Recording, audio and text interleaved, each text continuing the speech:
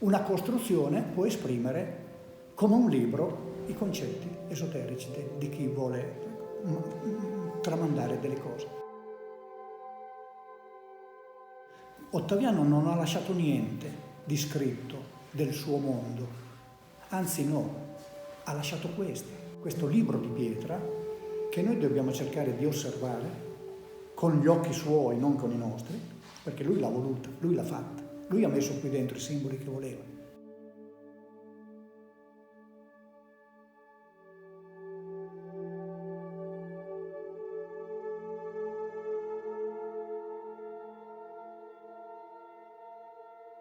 Quindi noi dobbiamo entrare, no? nei suoi panni, cercare di vedere, prima fase, vedere, decodificare e quindi interpretare. E essendo poi delle interpretazioni, quelle che si fanno, si sa che le interpretazioni sono soggettive, no? E poi è, come si dice, è il mondo un po' sdrucciolevole dell'esoterismo, per cui ci sono dei disagi, delle difficoltà, però se tu interpreti una cosa, un'altra e fai un percorso all'interno della rocca e hai 20 cose interpretate e tu vedi che tutte si incastrano come un puzzle, alla fine viene fuori un mosaico che non è scomposto, ma è formato in maniera gradevole, piacevole, e allora devi prenderlo un po' in considerazione. Perché già allora, nell'82, quando Luigi Michelini ci ha fatto queste rivelazioni, c'era il convincimento che la forma della rocca fosse la tartaruga, quindi animale esoterico per eccellenza, per cui la rocca di Sascorvaro è una struttura esoterica, tant'è che la chiamavano già da allora la capitale marchigiana dei misteri, proprio per questa forma. Ma gli studiosi si sono fermati tutti lì. Io ho ricominciato a guardare la rocca. Mi sono messo davanti alla rocca e ho detto io la devo guardare con gli occhi suoi. E allora i miei amici mi facevano, ma cosa fai lì davanti? Guardo la rocca. Come guardi la rocca? Ma l'hai guardata, è 40 anni che la guardi, ma no, adesso la guardi in un altro modo. E ho cominciato a guardare. Cominciando dall'esterno, no? Uno comincia a guardare queste qui. I cordoli in pietra. 1, 2, 3, 4. Sono 4. E ho cercato di vedere intanto le interpretazioni date fin qui dagli storici. Li chiamano i marcapiani. Ma i piani non sono mica 4. I piani della rocca sono 2. E qui ce ne sono 2 che saltano di 4. Non sono marcapiani. Avranno un altro significato? Il 4, come i 4 elementi, terra, acqua, aria e fuoco, 2 dei quali sono del mondo terreno e 2 del mondo superiore, rappresentano le aspirazioni dell'uomo di ascendere dal mondo terreno al mondo dello spirito. Porca miseria. Questa è la crescita dell'uomo, come il simbolo della tartaruga, perché la tartaruga col guscio, la parte piatta è la terra, la parte curva è il cielo, e l'animale che è dentro è l'uomo, fra la terra e il cielo, è la grande triade. Poi dice i fascioni sono 1, 2, 3, 4, 5, sono 5. Il numero 5 rappresenta il numero dell'uomo, come mediano fra la terra e il cielo. Sopra è mattone e sotto è pietra. Il livello della pietra è molto profondo, molto alto, ancora ce ne parte nascosta sottoterra. Il che vuol dire che cosa? Che il materiale usato lì è un materiale facile da reperire. La pietra è lì già fatta, il mattone no. Il mattone lo fai te uomo. Ci vuole ingegno per fare il mattone.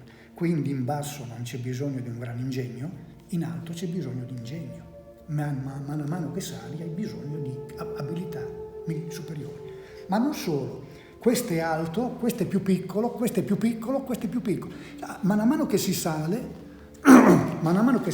lo spessore di questi strati diminuisce come diminuisce il numero delle persone che si trovano a livelli più alti. Ma poi aggiungiamo una cosa, il torricino d'ingresso. Ecco qua. Questa è la sezione verticale del torricino. Appena ho aperto il libro così loro hanno detto ma questo è un forno alchemico.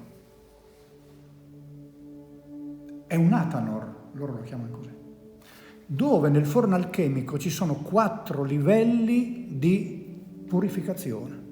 In alto arriva il materiale puro, l'oro, che non è l'oro che pensiamo noi, ma è il massimo della purezza. E allora, come il forno alchemico è costituito da una fase di purificazioni successive, l'animo dell'uomo ha bisogno di purificazioni successive per arrivare alla sapienza, alla spiritualità. 4 fasi. E dicono anche nei loro testi, il forno alchemico, l'Athanor, in una costruzione esoterica va posizionato vicino all'ingresso, in modo che chi sta per entrare sa già dove sta entrando, in un luogo di purificazione. Perché il ruolo di Ottaviano è stato fondamentale in questa costruzione? È stato talmente fondamentale e talmente invasive sono state le sue intromissioni che Francesco di Giorgio Martini, la Rocca di Sassocorvaro, non la cita mai nel suo trattato. Sì, infatti. Gli storici dicono non la cita perché è un errore militare. È quello che infatti avevo letto anch'io. Esatto. Ma loro si fermano sempre alla visione esteriore, cioè alla visione immediata, perché questi disegni qua non li ho fatti io, questi li ha fatto Francesco di Giorgio, sono nei suoi appunti. Questa non è una rocca sbagliata, più circolare della nostra, perché lui dice che è sbagliata perché è circolare, le cannonate, eccetera, eccetera, non si può colpire dall'interno. Questi li ha fatti lui e di questi ne parla. E allora non è sufficiente per dire è sbagliata per cui non ne parla. Io dico, Ottaviano Baldini, signore di Sassocorvaro, ci ha messo del suo qua dentro per modificare la rocca e farla come voleva lui. Tant'è che Francesco di Giorgio, l'architetto, dice ma questa non è più mica la mia rocca, l'hai fatto come volevi te, per di più è anche sbagliata, allora ci sta che io non la cito. Perché in realtà il committente è intervenuto fortemente nel realizzare le cose che voleva lui, al punto che l'architetto se ne ha preso le distanze, anche perché era sbagliata. Allora ci sta. Invece c'è tutto dietro proprio dei segreti che sono anche piacevoli poi scoprire, e una volta poi li stai scoprendo, io penso che tu ancora li stia scoprendo piano Ma piano. ci credi che quando arrivano qua dei forestieri che io parlo di queste cose, ogni tanto qualcuno mi dà un'aggiunta che io non avevo previsto?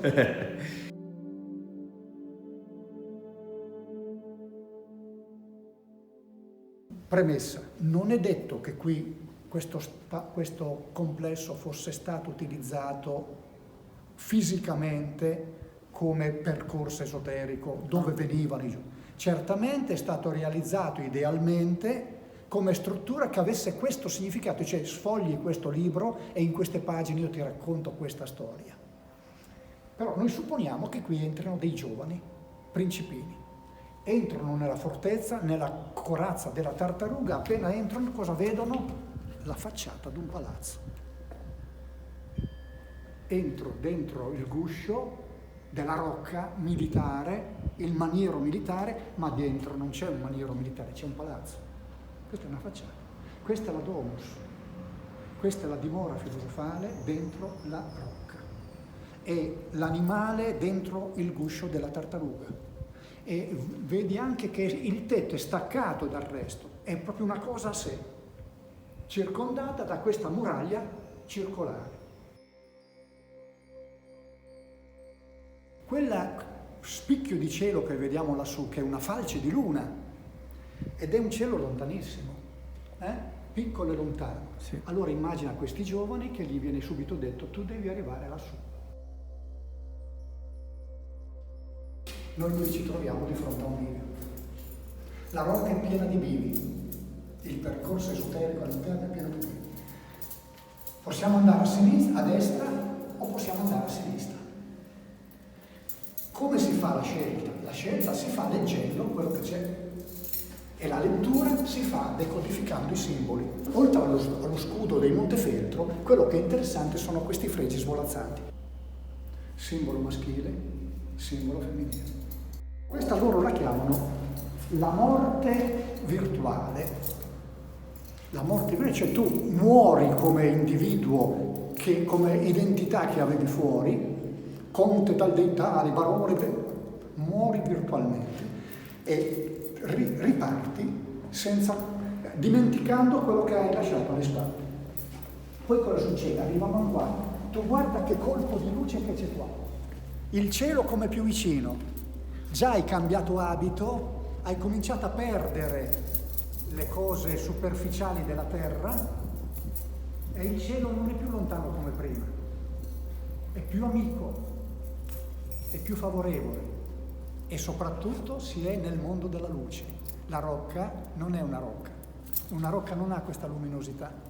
Le rocche sono tenebrose, sono oscure, sono anguste. Questo no, questo è il regno della luce.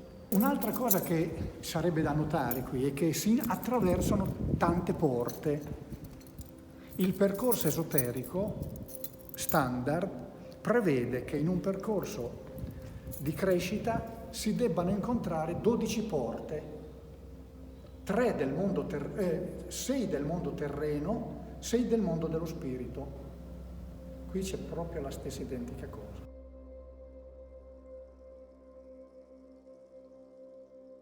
Salire verso l'alto dove c'è il mondo dello spirito, per cui andiamo su. E no, se tu vuoi andare su, prima vai giù. Perché devi andare giù?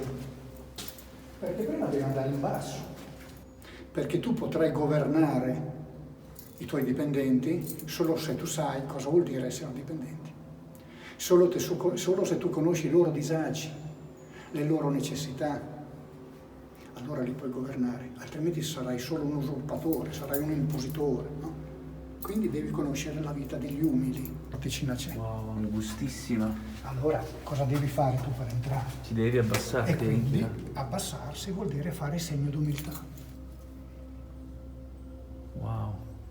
Questi giovani che erano stati abituati fino al giorno prima a vedere gli altri che si inchinavano davanti a loro, no? La servitù, oggi ti cambia il mondo, prima hai cambiato i vestiti, no? Ma quelle sono una cosa esteriore, adesso devi cambiare dentro, devi diventare umile. Wow. E entrare là dentro al buio, in quella stanzetta buia, che non ha nessun significato da un punto di vista militare. Vuol dire raccogliersi in se stesso, far tornare alla memoria le proprie storie, il proprio passato. Se tu ci stai una mezz'oretta, Sì. l'occhio si abitua Sì. al buio. Tu alla fine vedi come qui. E man mano che dentro la tua mente ritorna la luce sul tuo passato, i tuoi occhi vedono la luce. C'è un rapporto incredibile fra quello che vedi fisicamente e quello che il tuo cervello, capito? Sì. Ti fa riscoprire. Allora lì dentro, quando vengono i medici, Sì. entrano lì dentro e dicono: ma questo è un utero. È un utero, perché c'ha quei due che sono le due, come si chiamano le due cose là? Sì, le tube. Le due Sì, tube, sì. no? Questo è l'utero e qui questo è un luogo dove si forma una vita. Ed è così. Perché c'è questa trasformazione, no? Nel far ritornare alla memoria il tuo passato, cioè, si sta ritrasformando una persona, qualcosa sta venendo alla luce, di nuovo sta emergendo, vedi? E tu esci di qua e poi dopo la salita del purgatorio, lungo la quale tu ti liberi di tutti questi pesi che hai riscoperto. Finita la salita hai davanti una cosa straordinaria. Ecco cosa voleva Ottaviano. Non ti porto in una rocca, ti porto in una dimora filosofale, in una casa della luce.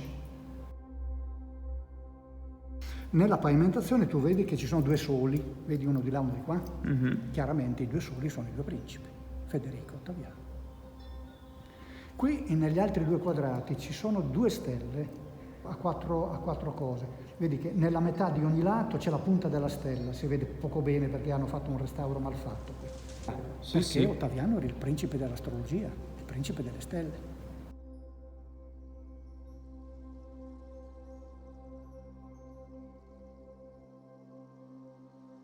Quindi questa era una biblioteca, la sala di lettura del libro aperto, cioè qui si studiavano le cose essenziali. Una volta terminato lo studio del libro aperto ci si ritrova di fronte a un nuovo video, maschio e femmina. Di nuovo. Le femmine andavano di qua. E cosa c'è lì dietro? C'è il salone maggiore. E cioè, imparate le cose essenziali, le femmine hanno completato il loro percorso di crescita. A loro non è consentito andare oltre. nella cultura dell'epoca i segreti venivano conservati dagli uomini. Comunque diciamo che i giovani, i maschi andavano di qua a continuare il percorso dal libro aperto al libro chiuso. E questo è uno degli splendori della Rocca. Questo di militare non ha niente. Sì, qui se sì. tu lo riprendi al pomeriggio c'è un corpo di luce che fa paura proprio, perché c'è proprio la luce, sì, con dei fasci che entrano dalle finestre, queste finestre numerosissime, no? Che consentono che la luce non è una rocca. Un corridoio come qui con queste dimensioni. Questo che cos'era? Questo era il percorso peripatetico dei ragazzi con i loro istruttori.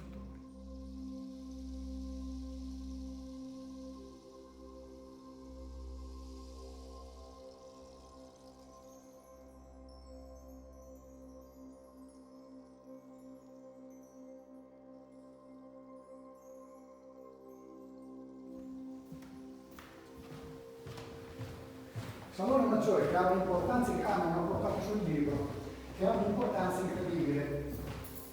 Intanto, non pensiamo per un attimo che sia teatro, pensiamo che sia come era originariamente, quindi non c'era il palcoscenico, no? Là dietro c'è la porta da cui entravano le ragazze, le donne, là la porta da cui entrano i maschi, quindi i due ingressi separati di chi aveva fatto il percorso breve del libro aperto, chi aveva fatto il percorso lungo del libro chiuso. Due sale della Rocca che confluiscono nel salone, ma non solo. Qui abbiamo 3 porte, là dietro c'è una quarta porta che adesso è nascosta dal palcoscenico e qui dietro c'è una quinta porta che è stata murata. In questa facciata del salone ci sono ben 5 porte che conducono a 5 ambienti diversi. Aggiungendo le 2 porte che abbiamo detto prima, 7 porte, nel piano superiore all'epoca d'Ottaviano c'erano 7 locali, oltre a questo, e tutti quei 7 locali, confluiscono nel Salone Maggiore. Quindi questo era il cuore della Rocca. Non solo, ma questo punto qui, che porta alla cappella, è il punto di passaggio fra il mondo degli uomini e il mondo dello spirito. Quindi questo è un punto di un'importanza straordinaria. Aggiungiamo ancora che da quella parte c'è il corridoio circolare che abbiamo fatto, no? Adesso ti dicevo, ho dimenticato di portarsi il libro, ma uno lì lo vede benissimo. Se uno prende un compasso e mette il centro del compasso qui e apre secondo il corridoio, questo è il centro del cerchio del corridoio circolare. Quindi questo è il punto in cui per loro convergono tutte le energie, perché il centro è quello, come nella parabola, no? Sì. È il punto in cui convergono tutte le energie e da cui ripartono e si diffondono dopo la fusione fra quelle umane e quelle spirituali. Cioè questo è il punto pulsante della Rocca, è il punto più importante della Rocca.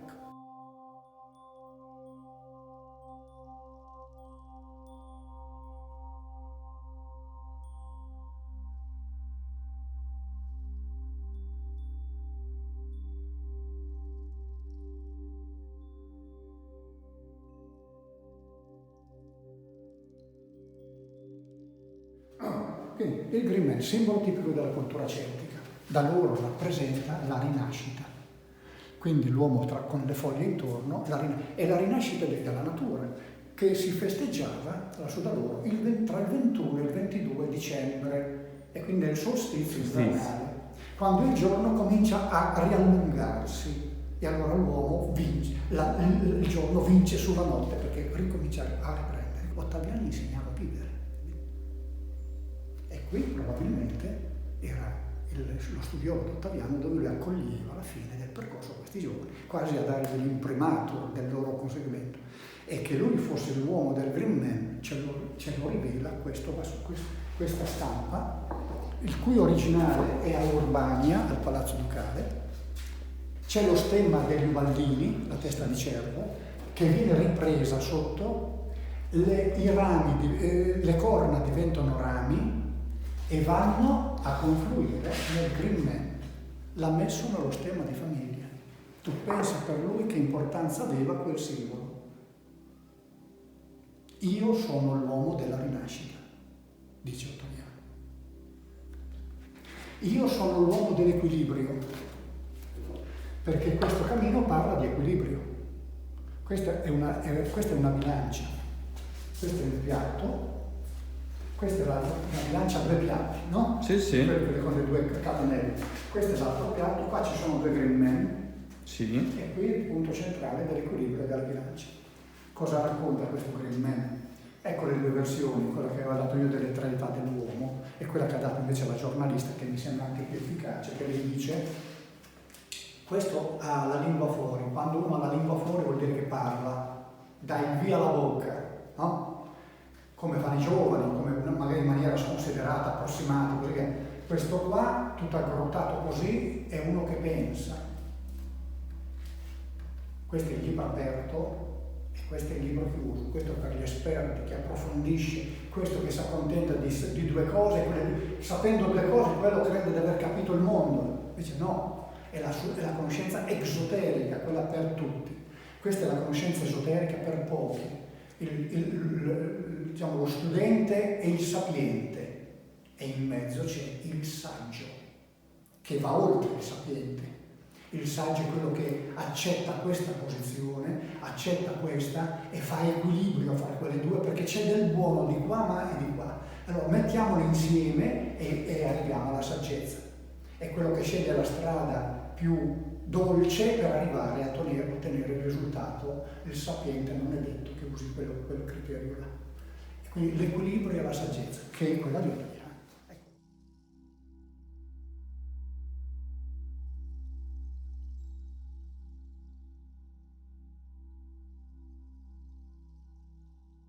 La rocca di Sasso Corvaro. Questo libro di pietra, aperto e letto per noi da Silvano, la nostra guida, è sicuramente uno dei luoghi più affascinanti del Montefeltro. Lo speciale termina qui, ma non le nostre avventure nella mia cara regione. As always, that's Mark and my friends. See you next time.